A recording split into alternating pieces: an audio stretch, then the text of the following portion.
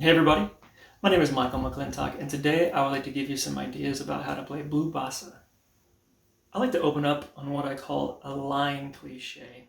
So we have two measures of C minor, and so what I like to do is play C minor, a C minor major 7, a C minor 7, and a C minor 6.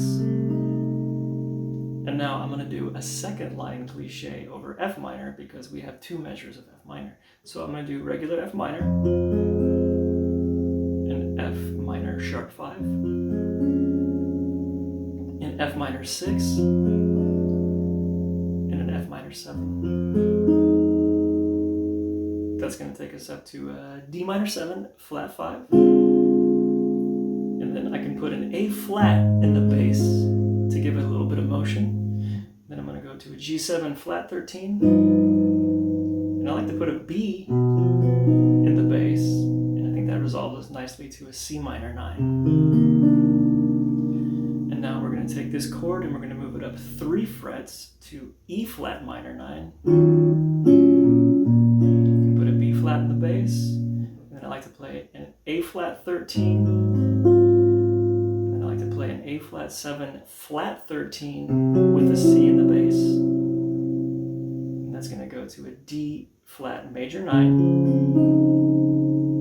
then I like to go to just a D flat. And then I've got a D minor 7 flat 5 like this. Again, you can put an A flat in the bass. A little bit of a stretch, but it's nice. And then I've got a G7 flat 9 sus 4. To a G7 flat 9,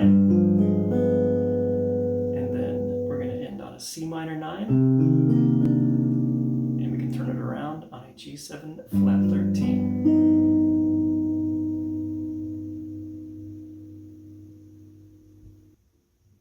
Nice and slow, it'll sound like this.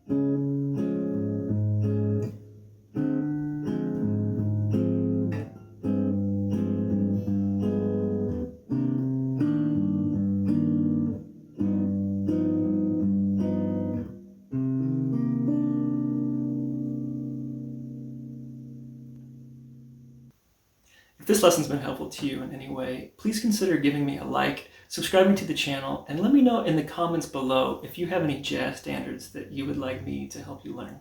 Again, my name is McClintock, and have a fantastic day.